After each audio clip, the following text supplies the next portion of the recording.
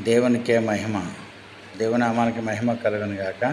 మంచిది ప్రియులారా, మనము దేవుని సన్నిధిలో జీవిస్తున్నటువంటి ఈ జీవితంలో, ఆయన పరిచర్యలో ఉన్నటువంటి ఈ దినములలో దేవుని యొక్క స్వరము మనము వినడానికి సంసిద్ధులముగా ఉన్నామా? దేవుని స్వరము ఏ రీతిగా మనము వింటున్నాము అనేది ఒకసారి మనలను మనం పరిశీలన చేసుకుంటూ, దేవుని వాక్యలో నుండి మనము సమూయేలు గ్రంథములో సమూయేలు ఏ రీతిగా దేవుని మాట విన్నాడో ఒకసారి చూద్దాము.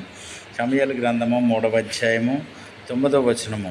నీవు పోయి పండుకోము, ఎవరైనా నిన్ను పిలిచిన ఎడల యెహోవా నీ దాసుడు ఆలకించుచున్నాడు, ఆజ్ఞ నిమ్మని చెప్పుమని సమూయేలుతో అనగా, సమూయేలు పోయి తన స్థలమందు పండుకొనెను.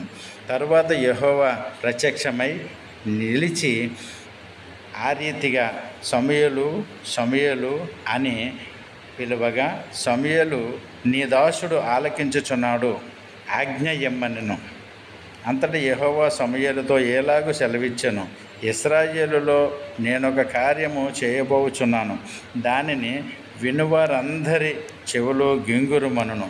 ఈ రీతిగా దేవుడు సమూయేలుతో మాట్లాడినటువంటి మాట ఈ రోజులలో పరిచర్య చేస్తున్న మనతో, లేక విశ్వాసముతో ఉన్న మనతో, సువార్త చేస్తున్న మనతో, లేక పాటలు పాడుతున్న మనతో ఏ విధముగా దేవుడు మనతో మాట్లాడుతున్నాడు? మాట దేవుని యొక్క స్వరము మనము వింటున్నామా, లేక అది మనము వినకుండగానే మనము దేవుని మందిరానికి వెళుతూ వస్తూ ఏదో పాటలు పాడుతూ ఆరాధన చేస్తూ కానుకేస్తూ వచ్చేస్తున్నామా? దేవుని స్వరము మనకు తేటగా వినబడుతుందా? ఒకవేళ వినబడినట్లయితే అది మనం ఏ రీతిగా గమనిస్తున్నామో? సమూయేలు 2 మార్లు 3 మార్లు ఏ రీతిగానైతే ఎవరు పిలిచారో తెలియని పద్ధతిలో, ఎవరు పిలిచారో తెలియని గ్రహింపలేని పద్ధతిలో ఏలీ దగ్గరికి వెళ్ళిపోయినట్లుగా మనము కూడా లోకములో అనేక మంది దగ్గరికి పరుగులు పెడుతున్నాం అనేది మనం ఒకసారి ఆలోచన చేయాలి. పిల్లలు గ్రహించినట్లయితే మన జీవన విధానంలో ఏ రీతిగా దేవుని మాట వింటున్నాము, దేవుని మాట వినినట్లయితే మన జీవితంలో ఆయన కార్యములను తేటగా చూడడానికి అవకాశం ఉంటుంది.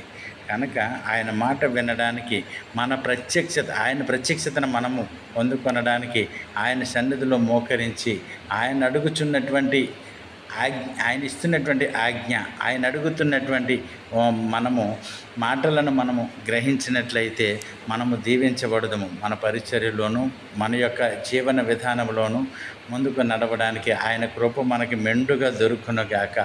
ఆయనను అనుసరించుదుముగాక. లోకములో ఆయన ఇచ్చినటువంటి జీవితంలో నమ్మకముగా జీవించు.